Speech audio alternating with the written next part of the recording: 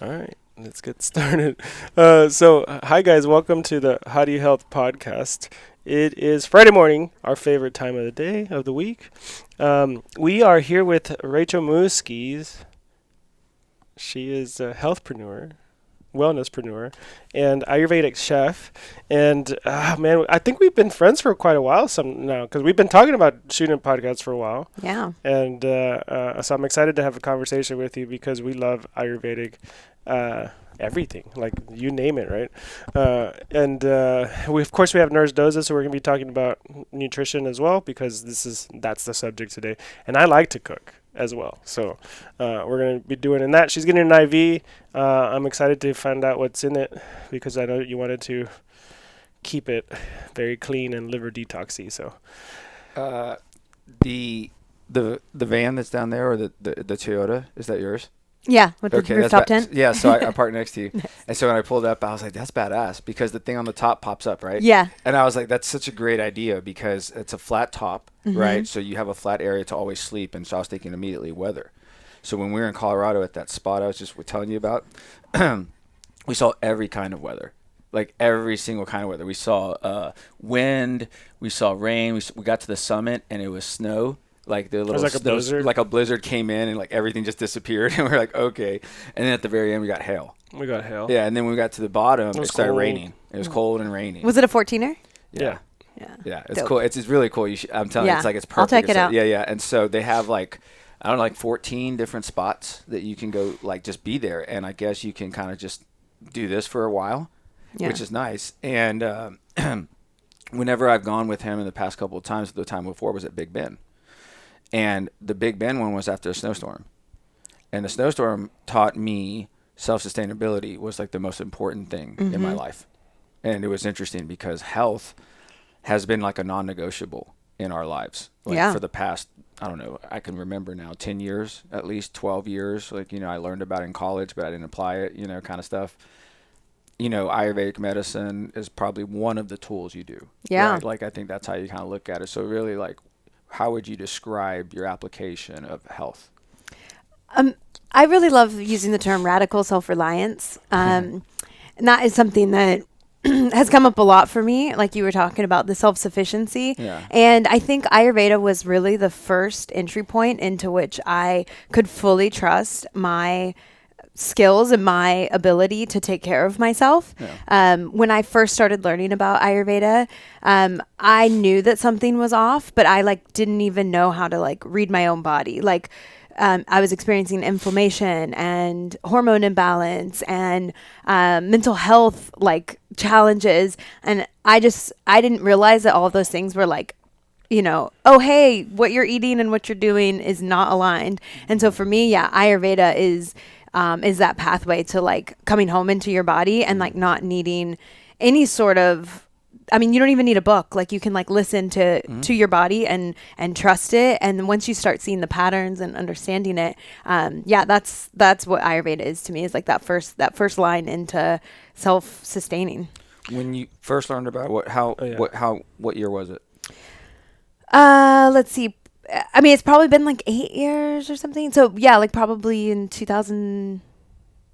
I have no idea what time is. It's non-linear, right? Okay, 2015 maybe. Okay, so for a while now we've been studying health, and you said it was beautiful. It was an opening, right? So you're still a student.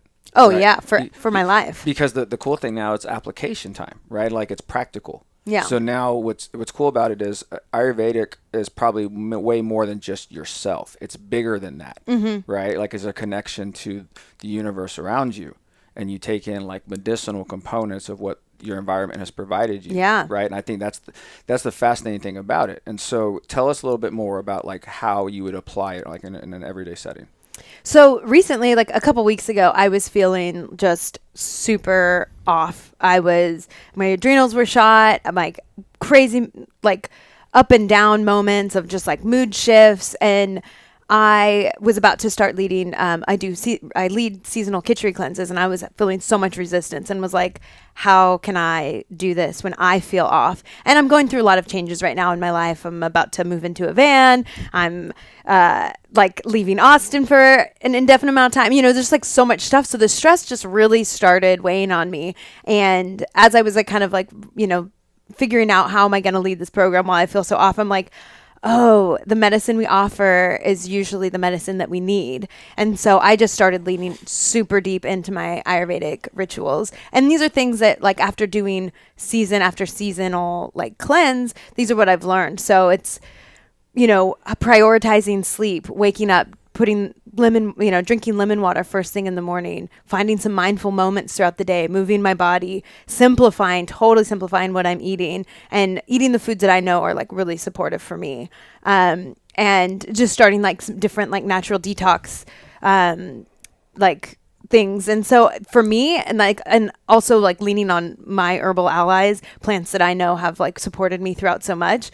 And within like 4 days, I was just like, I'm a totally different person right now. And so that's what my day to day looks like when I feel off track, or if I'm going through my day and I'm just like, I know that my stress management is off. Like, I'm spiking right now. Like, this is like, I feel like cortisol in my body just pulsing. I'm like, oh my God, I'm not handling this well. And I know that Ayurveda offers everything where it's like, oh, nudge, get back on track. And I just lean into like the super simple practices I just described. And that's really how I use Ayurveda daily. And then as I'm like composing my meals and thinking about what I'm eating, all of that plays into it. Where even like last night I was like, oh, like I don't feel like cooking. And then I'm like, no, but this is what my body needs. Like, I need to be nourished. And so I know that I trust my own hands in the kitchen. And so this is, it doesn't really take longer to cook for yourself when you think about all the other stuff. And you can really feel it sometimes when you're cooking. You're like, you grab a spice and like, yeah, I don't know, for some reason not today, right? Mm-hmm. Like I do that sometimes too. And then sometimes I'm like, I'll just create something out of nothing because like I don't know why.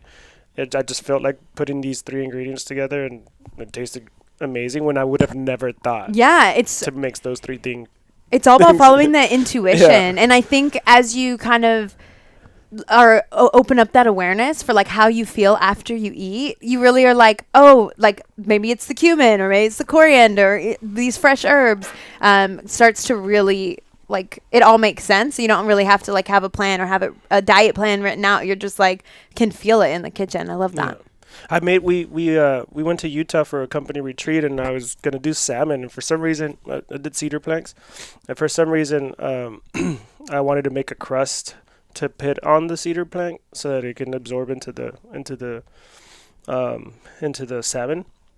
And for some reason I got this thing about grabbing Brazil nuts, rosemary, mint, and turmeric and black pepper, and to mix them, and that was my base. That sounds incredible. And then just like when I was cooking, I was just grabbing it. I was like, oh my God, this is like an awesome like little treat. And then people loved it. And it was just out of the blue. For whatever reason. You topped it off with oranges. Oh yeah, and I topped it off with That sounds seriously incredible. And then I was like, okay, well, might as well just keep doing that. It was like 4 huge, like, just trays. Almost. And was it all out like in the backcountry? Like, yeah. Oh, I love cooking outside. Well, he cooked indoor, but the thing was the doors were open. Yeah. So like you had the mountains right there. Yeah. It was also a pretty badass There's a house kitchen. And what it was is that it was I steamed it the whole time, and so it was like it steamed for like 2 hours after it soaked for like 3 hours. And so it was a 5-hour process, but it's like that beautiful like process, and people just loved it. And I was just like, it didn't even feel like work. It was just like, I need to feed people. They're hungry. This just feels right. And then that's what happened. So we had a party that turned out to be like 14. I mean, it was a straight up party. It was like a straight up party. It was a dinner party that turned into a straight up party, which we kind of knew how that happens. And, he had them all laid out, but there was other stuff with it. And it was interesting because when the people came in, we're like, have whatever you want. Like we actually had a bunch of people for dinner to sit down, but it was cool because the appreciation of a communal gathering. Yeah. Is interesting because I imagine that, like I was reading about this the other day, when you bring people together for food, it's one way to bring energy together in an enclosed setting. All right. Another thing, which is still time and true, is bringing people in for a circle. Mm-hmm. Like it just does something, and I think it's really more like it just syncs everyone. Oh yeah. Right. Like on the same level for just a second. So if you get to sit down at a meal together at the same table, no one's higher than the other person. Right. So I imagine it's like, all right, we're all in to appreciate not necessarily this meal, because Baldo's food is incredible. I mean, everyone was there to appreciate his meal. Yeah, everyone is this, but everyone goes and appreciates your food too, right? Like, I mean, that's the other thing. You wouldn't get by with a food trailer if you wouldn't have good food to begin with, right? So, but there's love and appreciation goes into it. So there's a craft. Yeah. Okay, that little quiet visualization that you saw right there is a craft. And so when you give this to someone, it's more of like it's almost like you're giving them health. You're giving them a blessing. Oh, absolutely. I mean, that was really the inspiration for me opening the food truck, which, I had gone through a shift. I had like a 10-year career in media, and I was like so burned out, found food as medicine to be like the thing that lights me up, and was like, I want to nourish the people. I want to nourish my community. And that was really what it started as, and it was like, if that's what my role is, like, I'm stoked on that. That's and amazing. I think that's why people really just kept coming back. It was like literally me just sitting in a trailer like, okay, how do you feel today? How do you want to feel? What can I do? Like the same thing you asked me with the IV, like, how do you want to feel? Like when people would come and be like, what should I eat? What's good? I'm like, no. What do you need right now? Yeah. And so like that was like the first few years of me just sitting in the trailer, like trying to just nourish the people. And talk about that real quick. So all right, did we mention this before? I don't know if we did on the record or not. No, yeah, it's because we were talking beforehand. Okay, so for people listening, Rachel had a food trailer, and I say that in past tense because it was she just sold it. She just sold it to embark on her next path. Mm-hmm. But she had a food trailer for how long? Like 4.5 years. 4.5 years in Austin, Texas, which is food capital of the nation right now, I guess, and trailers as on top of that. So you were in East Austin, you were in the thick of it, right? Yeah. For 4.5 years. Talk about the very beginning, though, like when you first were opened, like when you was just you in the trailer and you were just opening. Oh my gosh, I'm coming up on it was 5 years this summer, and so just like when Austin's like starting to get hot, it reminds me of the feeling. Like I had never even experienced an Austin summer when I started sitting inside of a food truck during it. I was like, oh god, like I had no idea. You could just feel the moistness just happening right now. It's like I lost 10 pounds. Yeah, I just sweating. Yeah. When I moved to Austin, really my goal with that was like, okay, I'm moving to Austin to like live the life that I have been thinking about for so long, like as an entrepreneur, as someone who prioritizes my own health. So I, started looking around. There was like really not that many plant-based, like healthy options. Like there was no ATX Food Co. There was no Prep to Your Door. Like the staples that we have in our community today, like just didn't exist. Mm-hmm. You'd go somewhere that they're like, we're paleo. Like, no, we're not going to serve anything plant-based, and it was like, so that's really where I started. I was like, there's a need. I need something to eat. I want to make food for my work.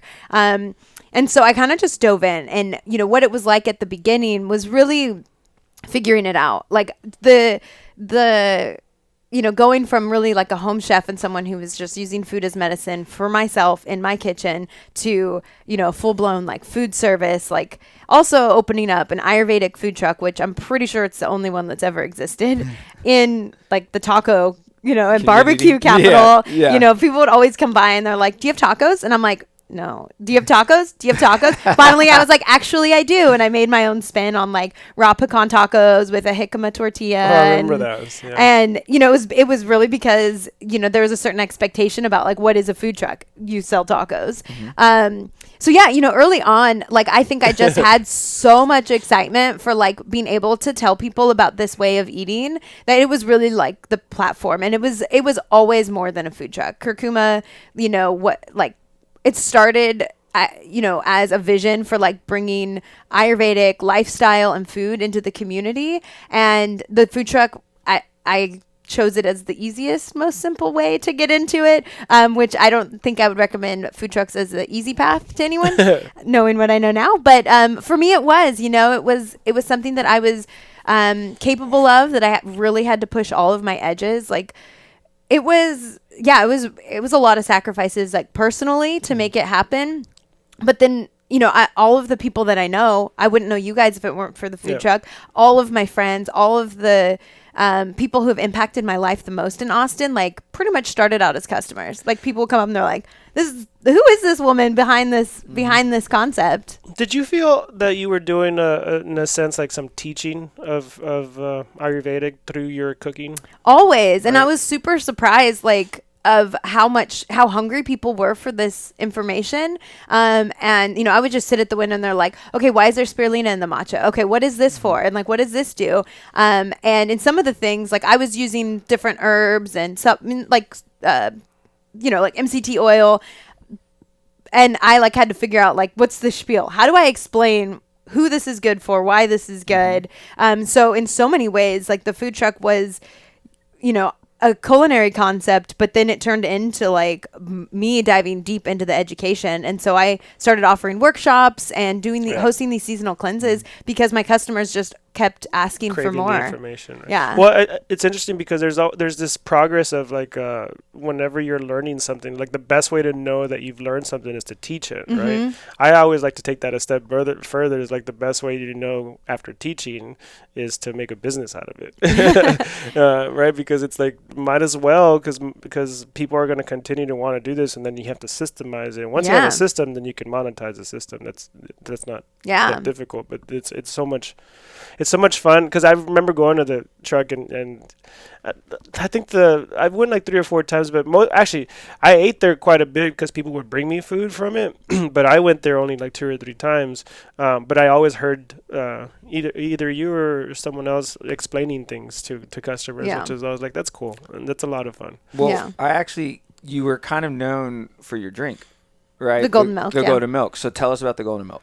So the golden milk is inspired by like a Ayurvedic tradition. So when people are like, oh, it's so trendy, I'm like, it's been trending for 5,000 years. So like this, my intention with bringing it was to make it delicious and make it accessible and easy so that you want to drink it every day. Like I served up Austin's first golden milk. Like no one else had it on the menu. Yep. And now, it's a lot of places. And one of the pivots that I did in my business actually was pretty early on. People started asking like, oh, I saw this on Goop or Pinterest and I tried it at home and it did not taste good. Like, can I just buy like a gallon of yours? And so I just started selling my blend of spices in a mason jar, which then turned into having, some local cafes being like, hey, can we get some of that? And then it was the farmer's market. And so as I closed the food truck, I've kind of flipped back into that model of like, hey, everyone's going to have a golden milk on their menu, like the way that they do have a chai. So I really focus now on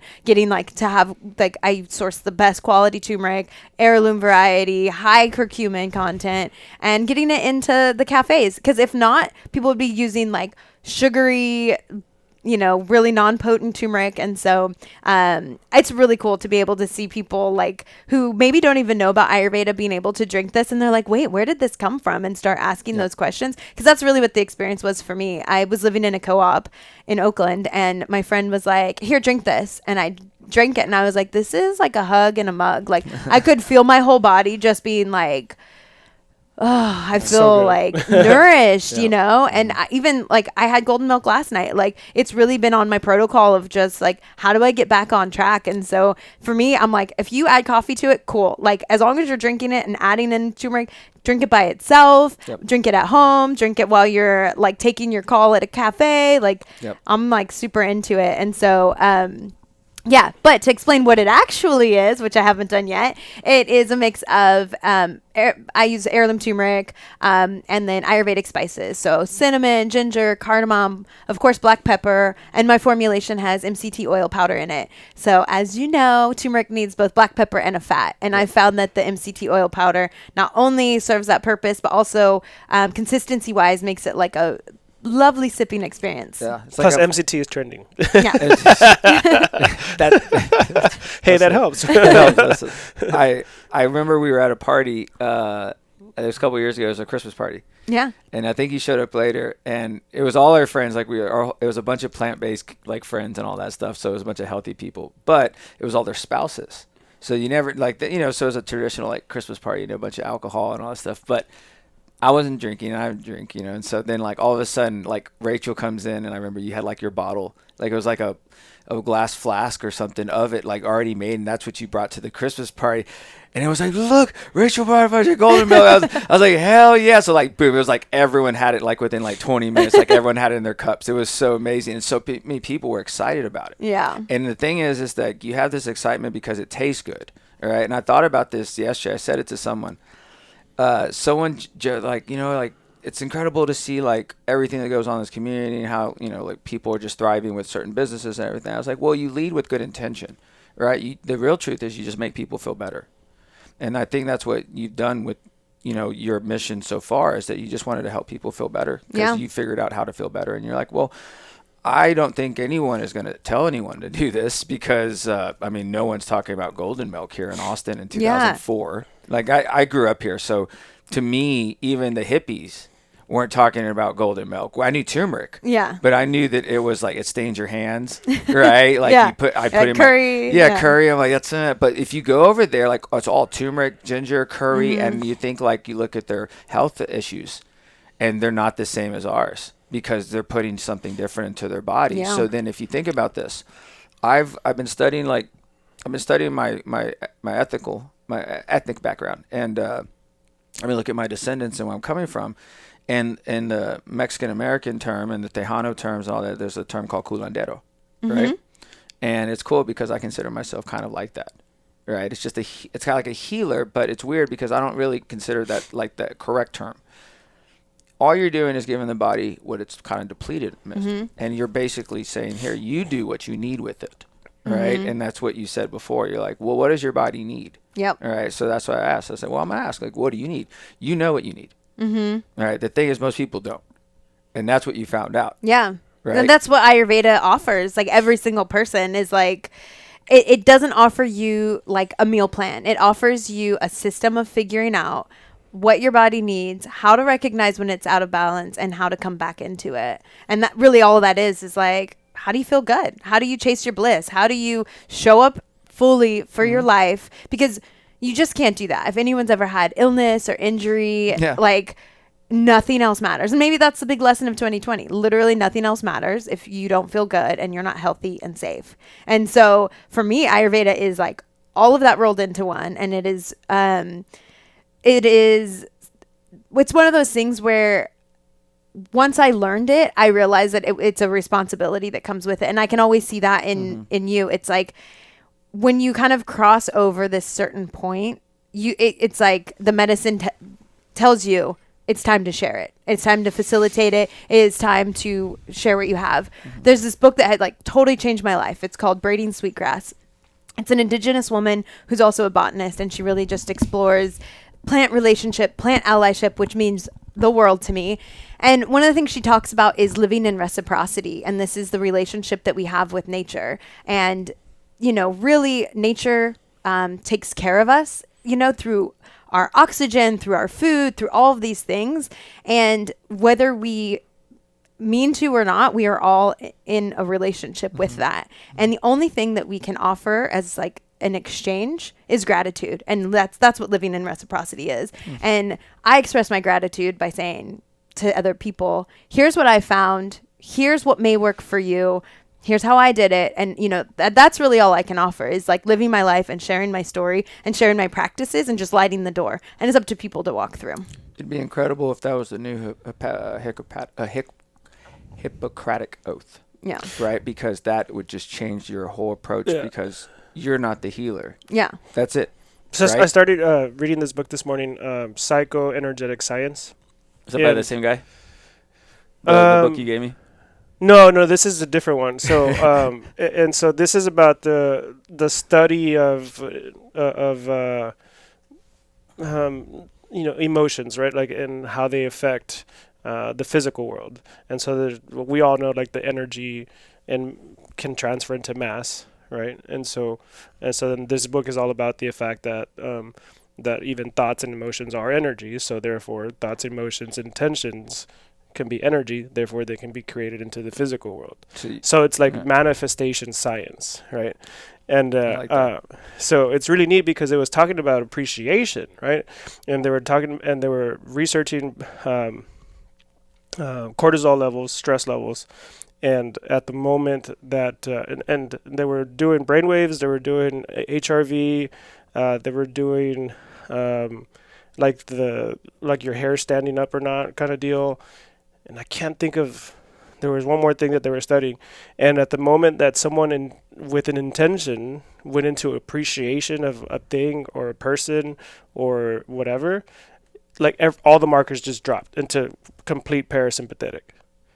Like it was just like, it was almost impossible to be in appreciation and be stressed out. Yeah, absolutely. Like that is the thing. I mean, gratitude changes everything. And also I just love how much science backs up all of the indigenous wisdom. Like even as you're talking about the curanderos, like I recently did Olympia's ceremony, and there's so much science that can back up the things that are being practices, except for the egg thing. I don't know the science behind that. But the rest of it, the energetic, the blocking, and it's like you put yourself in this state, the gratitude, and it's like a trance-like state when you really, really surrender into it. And then it's like science will be like, oh yeah, when we study that, like that's actually what's happening. It's not just people making it up. The indigenous peoples know this. And it's all these other people back in there like, yeah, of course, we've known this all along. Yeah, that's why we do what we do. Well, what's incredible about exorcism in the Catholicism world, right? Like, that's a thing. Like, I mean, that's not ever, no one's ever disputed that. Like, oh, yeah, priests do that. Like, we know it's just, that's the real bad people, like, that have all that stuff. I'm like, so what are they getting rid of? Like, they're literally throwing water on a person and yelling at them with a couple of sticks. Right. And then all of a sudden they're supposed to feel better after that. And we just accept it that's like one option. Otherwise, it's electroshock therapy. Like, I mean, it's incredible because like where you come to now, you look at even like the ayahuasca journeys that people go and do. If you go look at the peyote journeys that I was just studying recently, what they did with like the curanderos and all that stuff is that they took it as well, or they didn't give them to the point where they had visions. Like in the peyote world, the shamans down there, like the curanderos, said you shouldn't have this trip because you want to see visions. That's not what this is about. Yeah. So like most people, it's just a lube to get into the idea of appreciation and gratitude for just being present. Yeah. Just being in tune with your body, the appreciation of what it's like to eat a food and it feels like, oh, that hurt my stomach. There's like 2 or 3 people I've talked to this week that didn't realize that when they ate like meat, they had indigestion and trouble digesting it, right? But I was like, yeah, it's like your liver can't break it down, like, and sure enough, gallbladder issues. And I'm like, well, so you need to clean that out. She told me one of her doctors scared her to death about her liver cleanse, said if you do a liver cleanse, you're going to die. Straight up told her that. And I can't believe, and this was in the past 10 years at least this happened, the ignorance. It's insane. And I imagine, and here what I would call out those doctors too, because I'll tell you this right now: are they appreciative of the patients that they come in and see and have a chance to make better? How many physicians in the past 30, 40 years in this country got diabetes better and heart disease better and stopped Alzheimer's from occurring? Did they come in and sit down and say, take turmeric with black pepper because this would be the best thing you could do for your liver today? Will you just sprinkle some on your eggs, for crying out loud? No, they don't do that. It's so saddening to me to see the way the medical field just completely ignores food as like the best medicine that you have, because it's the one that you take the most, that you will always take the most. And even like I went through a stage early on in my food truck days where like I like legit thought I had rheumatoid arthritis. Like I was having all sorts of autoimmune related kind of like inflammation, and I was like, it was a really dark time for me. I was like, I can't believe I take care of myself and this is what I'm going through. And I went to the doctor, was getting all the panels, and I'm like, well, what can I do? Like, how can I change what I eat? What am I doing? And, she was just like, yeah, we don't advise on that. Like, I can give you basically steroids. I can give you medicines. I can do all this stuff. I'm like, but we don't know what's wrong. So why would I take antibiotics? And this has happened to me before. Why would I take antibiotics if we don't know what's wrong? Yeah. And, then I went and did my own. I didn't have any sort of autoimmune stuff. Like, I was experiencing like heavy inflammation, and it was showing up in my joints. And it was partially from just working way too hard physically. I was like, yeah, it's very strenuous activities being in a food truck. And then, I had let my diet slip, even though I'm like eating healthy, I wasn't doing the rest of the stuff. I wasn't in mindfulness and gratitude. I wasn't making sure I was moving my body. I wasn't drinking enough water. And these are things that are like, again, back to Ayurveda. It's just like, it's a holistic medicine system. And it's one that was used for thousands of years before colonization shut it down.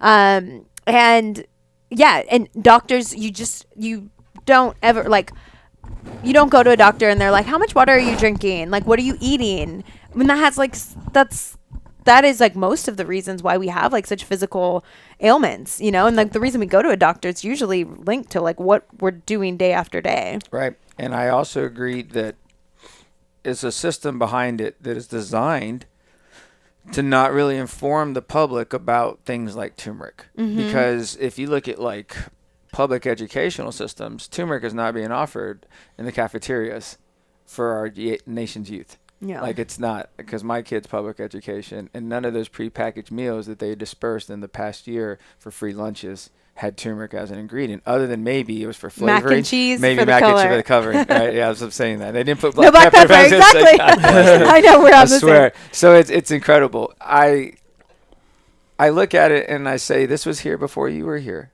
And recently, since I've been going back in my heritage, I appreciate the land so much more. Mm. And, it's interesting. I've always said whatever we've ever needed is always here on this earth, and it has been.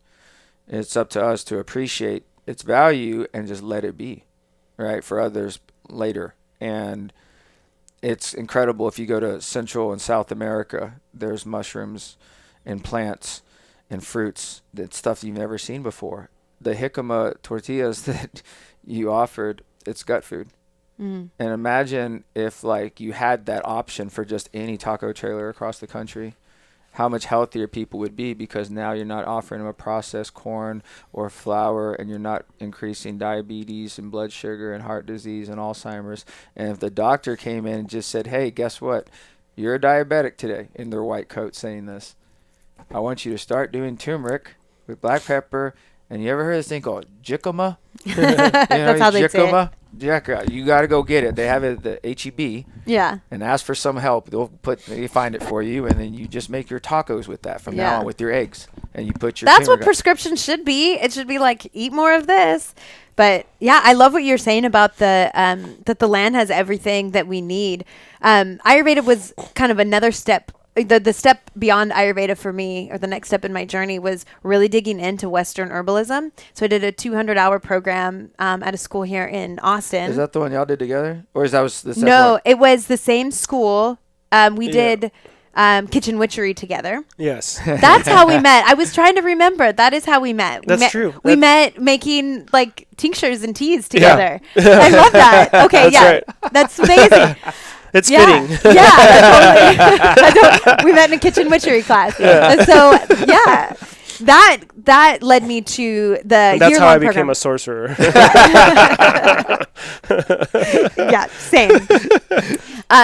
And so I did this year-long program, and, the thing that I learned the most is like that the plants all around us are here to support us, and when I now walk down the greenbelt and recognize these plants, I'm like, hey friend. And, this is, what I talk a lot about is like plant allyship, and like finding the plants that are like really your plants to support you. And for me, like one of those is like the mimosa tree. If you've seen them around Austin, it's in our backyard with the pink puffs. Yes. They're all over the ground. They don't have alcohol, guys. Yeah, not the not the French mimosas.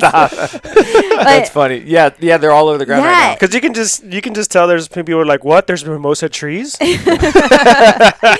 for me, like, I I can just grow my own mimosas? Like, that's awesome. Yeah. Albizia julibrissin is the scientific name, which you'd appreciate. Of course. That was my probably like my strongest ally of 2020 was the mimosa tree. It's very good for like grief support, not in the way of like some plants will, help you feel better, like cacao, you feel bliss, but mimosa helps you take the grief that you're experiencing it and like process it through and acknowledge it. That's so badass. Okay, so get this. So in our backyard, there's a mimosa tree that we moved in. It was there, and it was so weak that it was about to fall on our neighbor's yard. So we cut it down. The guy was going to remove it, even the stump. And he said, "Well, if you're going to keep," we told no, we want to keep the stump. We'll use it for something. And he said, "Well, if you want to kill it, anything, and make sure nothing grows out of the stump, like I can throw a bunch of Roundup on there, and then like nothing will grow." And I was like, "No, that's not going to happen." So we leave the stump there. Mimosa tree comes back out of the stump, and it is bigger than before. It's incredible. It's over this little corner section of the backyard, and I've grown a bunch of gardens, and I've made that like my Zen place. So I have a water fountain there, and I have a Buddha statue, and then I have all these plants in my gardens, a compost pile like in the distance, and then all these just like wind chimes. And I just sit out there. It's the most peaceful thing you could imagine. It's like going into the forest, and like mint's all behind me, and there's bee balm. And it's incredible is because there's hibiscus right down next to it as well. And so I'm waiting for, like, it's about to bloom. Yeah. And so I'm ready to take the leaves, and then I'm going to take the mint, and then I'm going to make a tea out of it. And on the other side is echinacea. And the echinacea is I've never gotten this, but the flower is about to bloom. And then I'm going to take the petals. And so when you talk about walking through the Chown Lake or Greenbelt, I look at this. So in ethnobotanicals, I think is the correct term. I probably mispronounced it. This is what they teach. They say if you have a deficiency, you give the body what it needs, and the plant is used for every single piece of it. Mm-hmm. Is for medicinal purpose. You can use at least for a tea. Mm-hmm. Like if you took the petals, that does something else. The stem does something else. And the roots can do something for certain extents, right? Yeah. But I thought it was fascinating because from that, you can do extraction. Mm-hmm. And that's what we're on to next. Yeah. And we learned that you can do extraction with the curling iron. Yeah. Not a curling iron, hair dryer. I thought it was like squeeze it out. Well, you put it in the paper. That was the partition paper, right? Yeah. And then you just air dry it. Interesting. And then I haven't heard of that technique, but I do, I think using the whole plant is like, it's so powerful. There's this, it actually roots all the way back to like alchemy. It's called spagyrics is this method. So basically like you take the plants, you press, do the tincture, so in alcohol, and then when you have the pressed material, you then burn it, and then you take the ashes and you put it back into the tincture. So you're getting the full plant material, you're getting the alcohol extraction, and it is like very potent medicine. But the other thing I want to say is that I love you describing your backyard, because I truly believe that the plants that like surround us and come are the ones that like are our allies. And I so see you as a medicine man in this community. And those plants that are there for you are there to support you so that you can offer your medicine. And especially that the mimosa tree came back. I have a very special relationship with that tree. And like in traditional Chinese medicine, it's called like the tree of collective happiness. It really is there for us. And the way that those leaves just like blow in the wind, you can see how gentle, like the gentle medicine. And it's like that feeling of when you just kind of start to cry and it like feels like that good release. Like that's the mimosa tree it's to condensation. It always has condensation. I cannot. That's cool. It's incredible how it came back after all these years. We just like, I look at it because we have 2 stories, and so it's like beyond the house now. Like it's beyond the top of the house, and so when we go out there, there's I have a aquaponic tank in the backyard too now, so you can hear that running, and then I also have the water fountain, and it's this perfect one I've been looking for a while, and the wind chime, and I put a bug house right there too. I'm going to try to attract as much like caterpillars and butterflies and beetles and like all that as possible out there, because I want to grow a forest in my backyard, like, because what I also thought about was this, and it's incredible you say that. I know the storm had a lot to do with it. I know we've had a lot of rain. However, I said there has to be something to the effect of me coming out here and just meditating, playing guitar, because I talk to the plants. I always talk to them when I water them. and just giving good energy because they give me good energy, that it has to make it grow more. Like, is it greener? Is it growing thicker? Like, I'm telling you that echinacea, the first year, it didn't grow past 2 inches off the ground. Now it's like 3 feet tall. And the hibiscus and I have vines all over, and ivy, like all in my backyard that's growing, like on the fences and stuff. And I'm like, that was never there before. So the more appreciation I put in the backyard over this past year, I spent, like, think about it, 2020, I spent in my backyard. Yeah. That's exactly what happened. And all I had was my backyard and my plants. And like, so when I walk around, I have apps now that I go and I look at, like, what is this? And I'm like, wow, it can be used for this. And you just look at the background of it, and I'm like, it's all medicine. Yeah. Like, there's so much medicine. And I love that you said that, because I mean, I think that the lesson there is the plants are there for us. Like, every single plant that is in your backyard, whether you planted it or not, is there for you. And the mimosa tree came back for you, and offering you the medicine to go into the world. And like, what a beautiful thing, because this is how the plants speak through us. Like, I have other plant allies that I almost mentioned juniper instead, but I said mimosa, and it just so happened that that's the link that you have. And that's how the plants show up for us. And that's what I'm like always just so impressed with. Like, I obviously I use turmeric a lot, and I use other supplements and adaptogens. But the biggest lesson I've learned is that I don't need to go to, a product from across the world or an herb from across the world when there's so much medicine in my backyard. Like, yes, I incorporate that, but I think that's kind of been my focus, is like, how can I like have a relationship with this land and these plants and use my hands to make my medicine? Yep. And it's the same thing I do in the kitchen, using farmers market food that farmers grow, and it was in the dirt 3 days ago, and now I cook it. Now it's like learning to ethically wildcraft or garden. It's like, it's next level. Yard to table. Yeah, yard to table. I love that. That's what it is. So the other day, get this, we have access to the best food in the world. I'm just to be honest. We do. If you're not making it, you're not getting it from around town. Someone's not, what, you just have it. So there was a day that I used meat from a local rancher. It was regenerative agriculture, like philosophy as far as the land. The eggs were never refrigerated, so they came from a farm. Same approach, they care about what the chickens are eating. I took the spinach from my garden in the back, and then the turmeric and the black pepper, and I put sauerkraut on the top.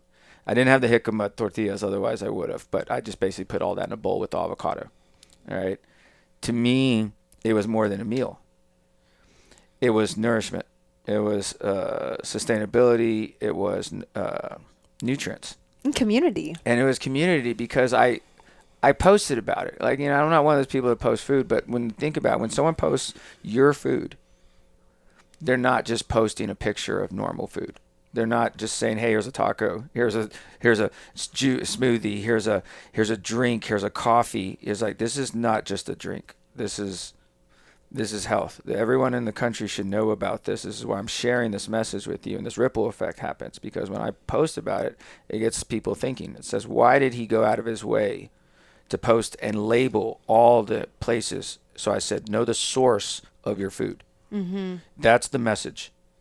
What you are doing is you're saying, hey, understand not just the source, but understand what it's doing to your body. Mm-hmm. That's an even bigger task.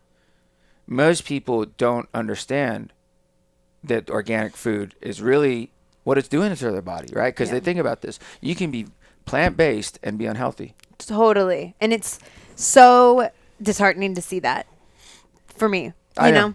It misses the boat. It's the whole point of it, right? Because you know what? I love Austin because there's old hippies, right? And they said back in the day, this one hippie goes, I was gluten-free for like my whole life. And I was like, for real? She's like, yeah, I just didn't eat bread.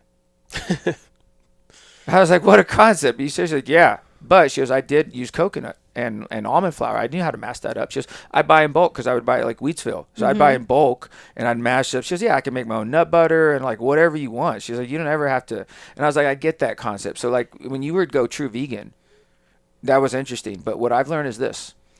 And when we've learned in the labs is the nourishment you get from animal byproducts. There's nourishment in that.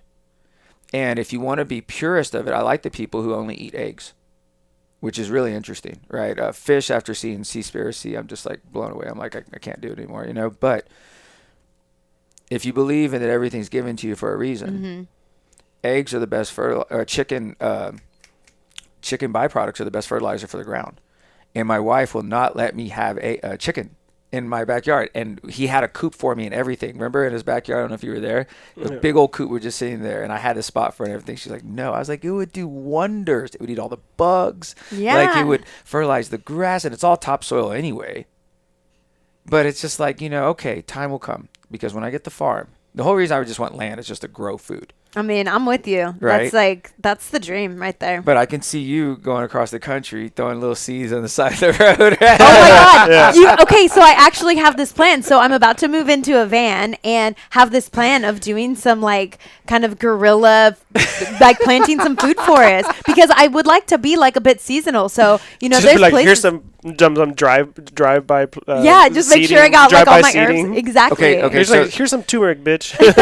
So there's a guy named Berger or something, or Berger or something. I mispronounced the last name. Please forgive me. He's has some land in Johnson City, 5,500 acres. I'll send you the link.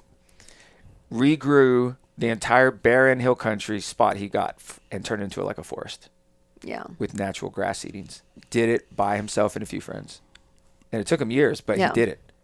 I mean, it's absolutely possible. The only thing standing in like the way of the land, like being like a forest and having so much food for everyone who's there, is like just humans and civilization. Like tilling. Yeah, it's tilling. It's crazy. And I'm a big fan of permaculture, but permaculture is also rooted in like indigenous wisdom. And when they started colonizing and discovered the new world, and they're like, oh, it's untouched, like it's all just here waiting for us. I'm like, no, it wasn't untouched. There was generations of people who were caretaking this land in a way that like was in harmony and reciprocity, that that now we're trying to get back to that. We're like, how can human hands support nature's growth? And it's just so beautiful. Well, I also think too that if you look at the ancient history of with the civilization of humans, I think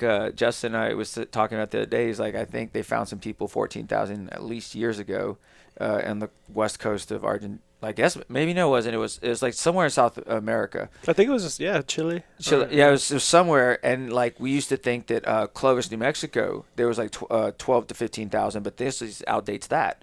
So you imagine this. What they're basically saying is migration wasn't just coming from the east. There was people coming from the west. And those people were here way before the east came in, because, I mean, I think there's people way before Columbus. I mean, you talk about this. I was reading this, too, going back to, like, the indigenous, that in Central America, diabetes was there. Diabetes was not a thing until the 6th century, when Spanish colonization started coming over, and then all of a sudden you started having introduction of things like smallpox. Mm-hmm. And that's what started changing everything. And so diabetes and heart disease and all that was there, but guess what they were treating it with? All this stuff they found in the Amazon and stuff in the forest, and indigenous curanderos and curanderas were like, oh, we got you. Because that's the role of the shaman.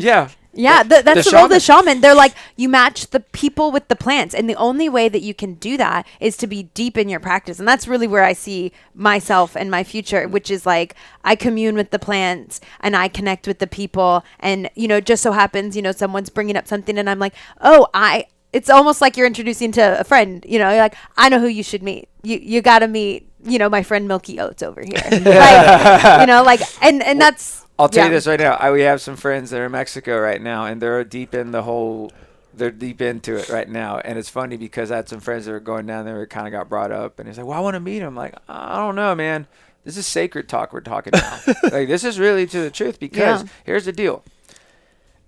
Down at one point when we were going to go to, I think, was it Peru? Yeah.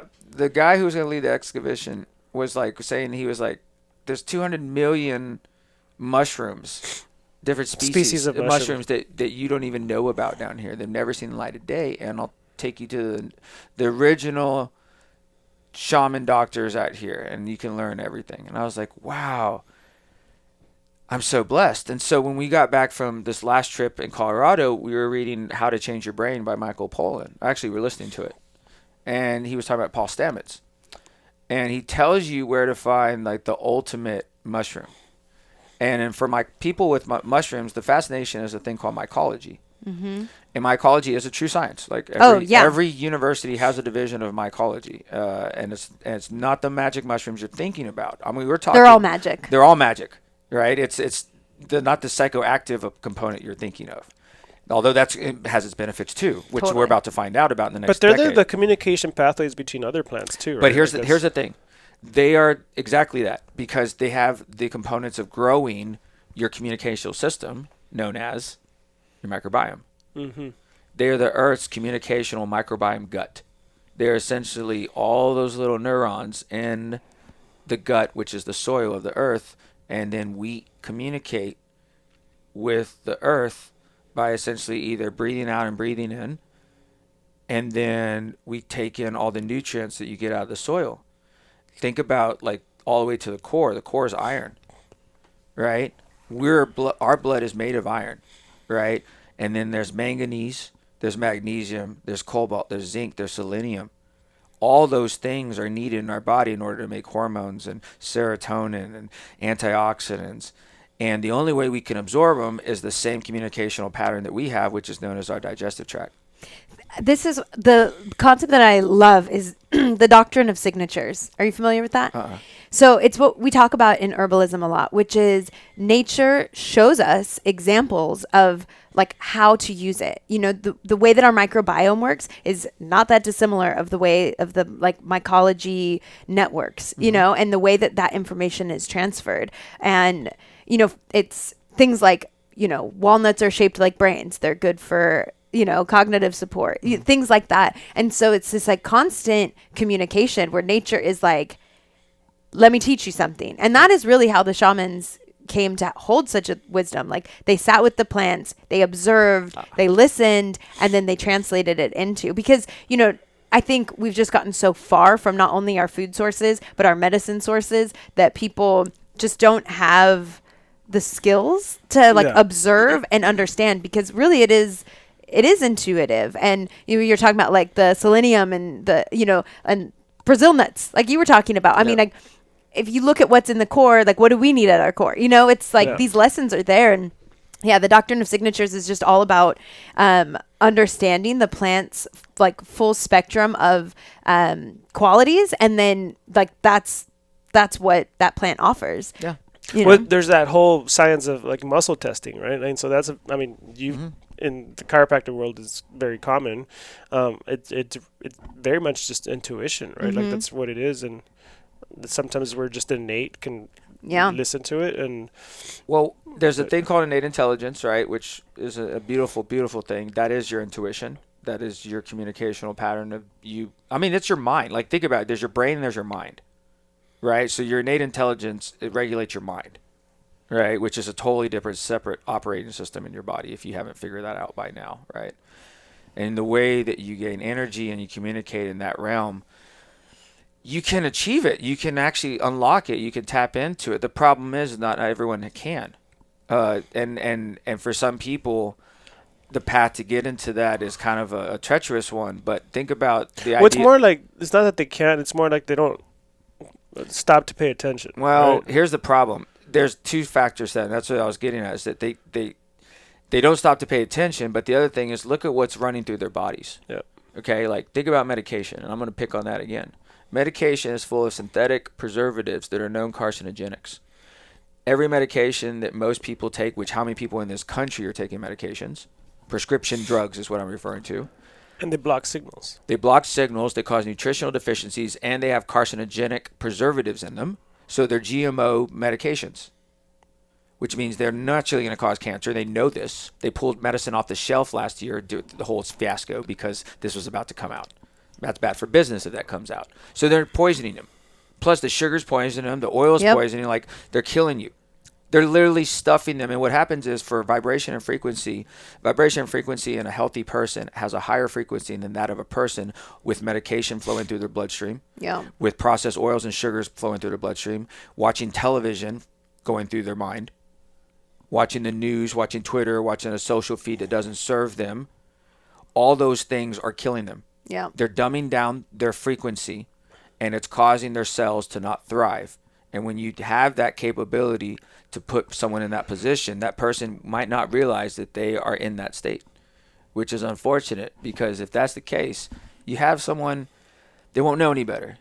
So then what happens is this. The doctors effed up.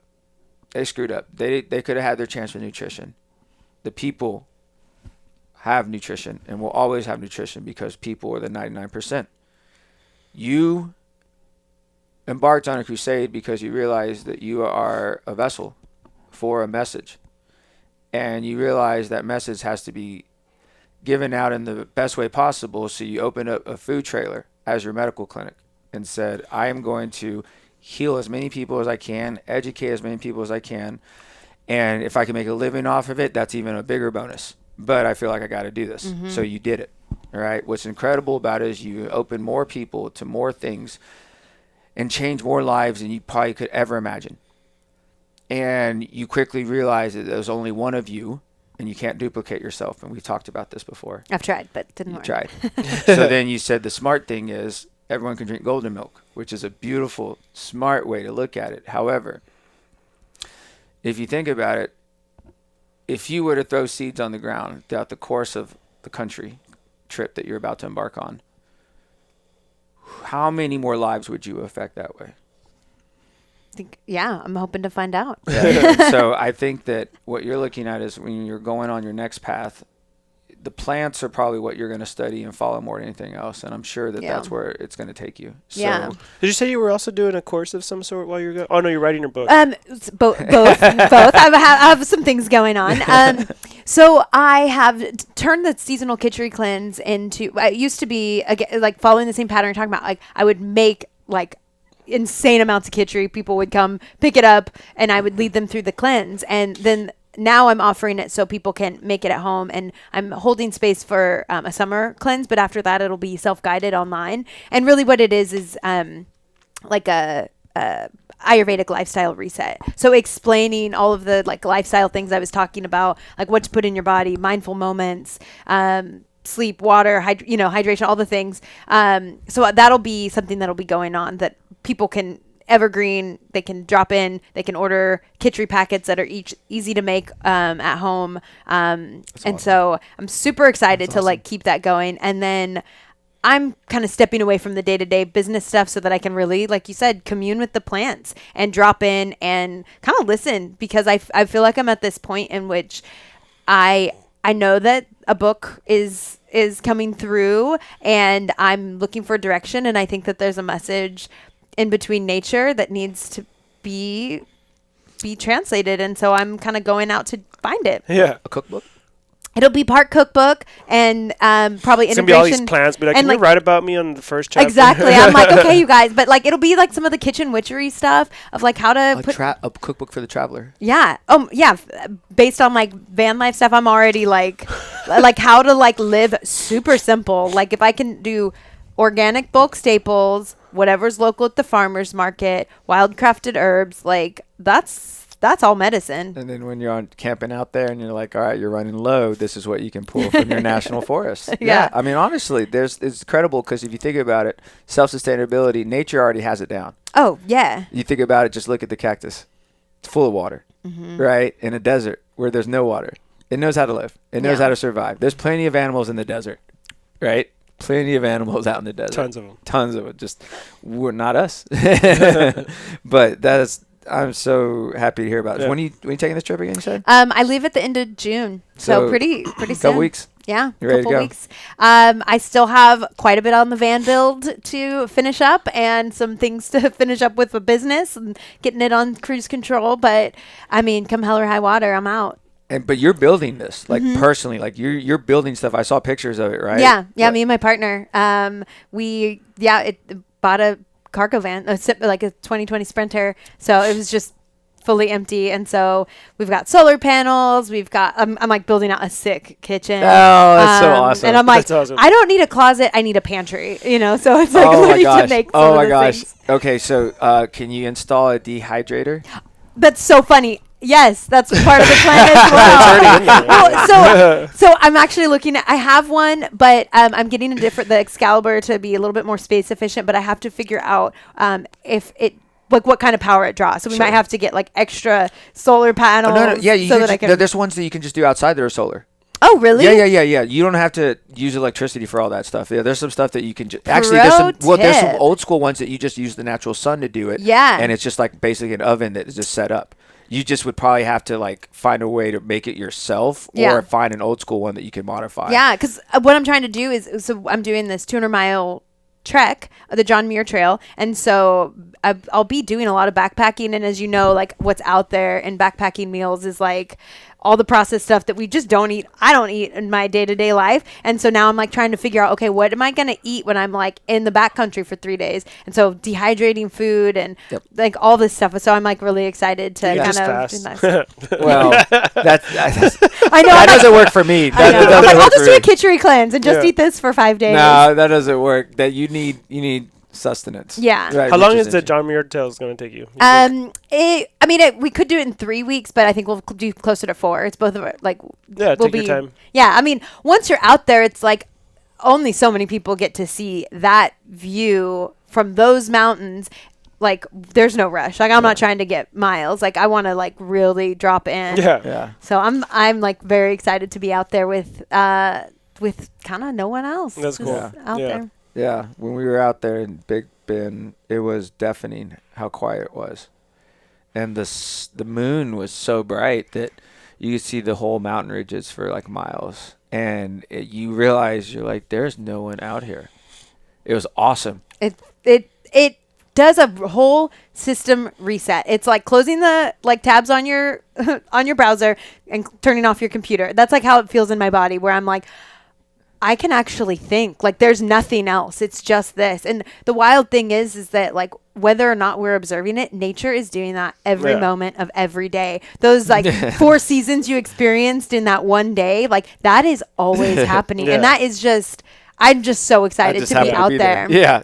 I just happen to experience it. I like have like a mental like rating system where, because Ayurveda is also all about the elements like earth, wind, fire, water, and so I always give my nature experiences like almost like emojis, ranking of 4. Awesome. So when it's like super hot, it's like 4 fires, or like if it's raining or icy water and stuff. And so I just love seeing like how nature just shows like goes through its own seasons, and it's like, now I'm going to show you some earth, now I'm going to show you some fire, and you're just like, I'm just so honored to be a witness to this sacred space. I mean, it's really, it's church, It is. Whenever we're like lost and it's in the middle of the night and you can just see the stars, like for me, I'm just like, how do you get up there? Like, I just want to get up there somehow. I just remember going back to campsite, coming back down from the mountain when we were there. That one right there, like I said, when we finally got back, we started the fire. And there was something great about just sitting there. That's the best part, campsite. Just staring at a fire, appreciating the power that you literally, that heat is so much energy and so much intimidation that's coming from that fire, because that thing can kill you. That thing is like, it's almost like you're trying to harness and capture this energy that's so powerful and just get some of it to warm you up and kind of recharge your batteries again. Oh yeah. And then it rains. But like when you blend in like the nourishment over the fire, like I led a women's camping retreat the other day and we cooked on fire, and I like used the cast iron to make this chickpea flour pizza crust, and like cooking corn on a fire that we built. Like, there is nothing more I love cooking on fire. It's like straight on fire. I like when people haven't experienced it, I'm like, there's like words, and then there's like experiencing it. Like I have a hard time, and I think that's kind of what I'm hoping to express with this like next project. And I think Curcuma will probably follow suit into leading more into this like outdoor connection, but is letting people know that like all of the plants, the elements are like waiting for you. Like everybody has access. Like wellness does not need to be expensive or in a bottle. It's meant to be shared. Yeah, and it's waiting for you, for each each person, like you're born with that, and we're born into this like relationship with nature, and it's, you know, all you have to do is like pick up the phone. It's like your mom just waiting. When we went to that company retreat, Allison was so excited about pine needles. Oh yeah. She was just. She was, guys, you understand? I'm gonna make a tea with all this. And and then she was telling all the benefits of that, and you already know this too. But then she was, I was reading that when you burn like dead pine needles or whatever, that's a way to bless the room and kind of actually set a new type of energy as well. Like, and so, like, you learn about the burning qualities and the aroma of burning plants like sage and all Juniper that. is my absolute favorite because it grows here, and we did that in the Olympia's ceremony. We used them to break up the energy, and then afterwards we burned them on the fire, and like literally that ancestral support pulled our dark energy, and we watched it burn, and it was released and transmuted into something else. Yeah. Well, if you ever had a you know, whatever, a pine tree that's like a dried up, like fallen off, kind of just dried up, and you turn that thing on fire, it's so much fun. Like, it's a lot. It's just yeah. It's so quick, and it's like this show. Well, when we were at that camping site, the one I was telling you about, if you look at all the trees, they're those like Dr. Seuss, like really skinny ones. The aspen? Yeah, aspen ones that you can basically just use for firewood. It's like perfect. So it's like they're there for firewood for when you're there camping. Like, it's almost like nature knows. And your idea is just to take care of that place, because once you go to that place, you got to take care of it, right? Right. And that's again, entering into this reciprocity that it is not there for us to consume. It's there for us to caretake. Yeah. And I love it because when we go there, we're very careful, you know, leave no trace, right? And especially with, like, there was even the Big Bend trip. I didn't even take a rock because I didn't want to jinx it because, you know, Kyle was like, yeah, I wouldn't take a rock. I took a rock and I had had something happen. I'm like, oh, I don't want that kind of energy. Like, nothing at all. That's funny. So you call it superstition. I'm still superstitious to this day. I played baseball. I mean, baseball was very superstitious. You had players there all the time. So I didn't want to give me any kind of energy. So, but I do, though. I collect rocks. So the other aspect of that's the hard thing about living in a van. I'm like, what am I going to do with all my rocks? I know what I'm saying. So, like, I'm taking it and I have it in the backyard. And guess where I put it? Under the mimosa tree, over there, right by all the plants, and then right by, like, the Buddha and the water fountain. That's beautiful. It's like you are... You know, the tree of collective happiness, you're taking all of these like good memories, these good vibes, these energetics. Like, that's why I always do when I'm on a hike. I'll like pick something up and carry it with me. And I'm like infusing that experience, and then you're setting it there. Yep. And literally these rocks that I've collected, I'm like, just pick it up and I drop right back into it. And that's, again, that is the medicine of nature. Like that parasympathetic reset, that just deep connection and dropping in. I'll tell you this story. So I never take vacations. Right, and for people who are listening and watching, Baldo convinced me that vacations are therapeutic. Absolutely. And so, good job. October last year, it took heaven and earth to get me to go, basically, go for about a week to Colorado. I found this glacier. It's called St. Mary's Glacier, and the St. Mary's Glacier, essentially, had this quartz, all labeled through, like layered through the side. I climbed up the mountain, found a huge one that was like this big, wound up picking it up with my left hand, all right? And like I said, I already had a few in my backpack where I was coming down, right? I slipped. The rock was intended for merit because, like I said, it's a huge quartz. And I'm taking this home. This is badass. I slipped, and I fell, and I dislocated my finger. You can see it. It's right there. This went like, so I guess it went like this way. Yeah. Okay. I was like, pop up, and I saw it happen. I was like, oh my God, I'm looking, I'm like, all right. So I get up, I look at it, I'm like, it looks okay. Put it back. Okay. I was like, all right, well, it seems okay. Closer to the way down, I think I'll make it. So I held on to the quartz. I went all the way down.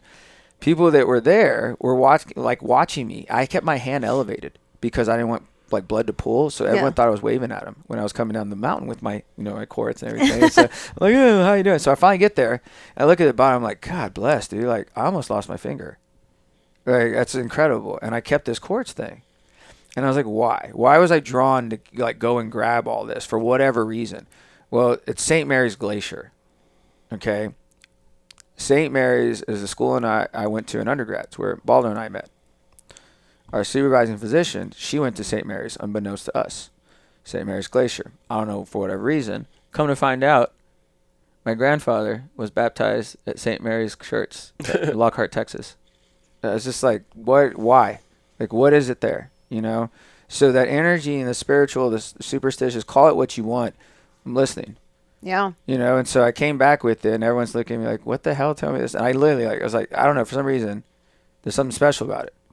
You know, and so eventually I'll do something with it, but it's sitting there, and it's just, like, you can feel it. Like, you grab it, like crystals and all those things, as woo-woo as it sounds. You just go against a tree and just go up to the tree and just, like, put your hand on it. If you don't believe me, look at when a tree's cut and see how many layers and rings around it and how old that tree is. It was way before you were. Treaty Oak, Anna. Treaty Oak. Well, how long ago? Was it 1836? 1836, yeah. Right? It might have been 1835 before. Yeah. So let's wrap it up now. I just love to. I could talk about plants all day long. For sure. All day long.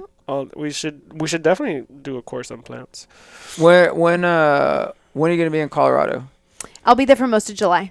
Most of July. Yeah. Cool. Yeah, and then I'll probably swing back through.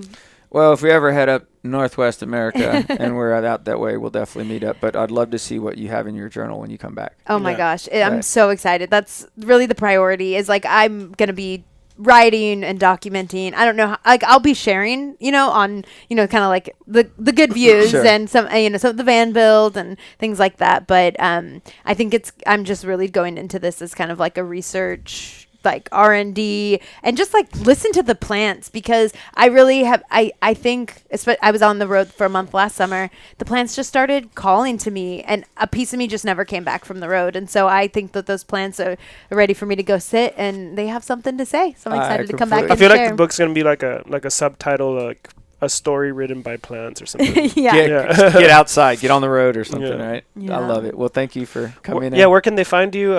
Give us the socials and all the stuff. Yeah, so my business, Curcuma Kitchen, is at Curcuma Kitchen on Instagram, and it's a website as well. And so there you can find seasonal kitchery cleanses that you can do self-guided, a line of Ayurvedic-inspired products, and some recipes on the website and Instagram as well. And if you want to follow my personal adventures, it's at Rachel Drinks Gold, because I do a lot. So I'll be sharing lots of stories from the plants and from the road.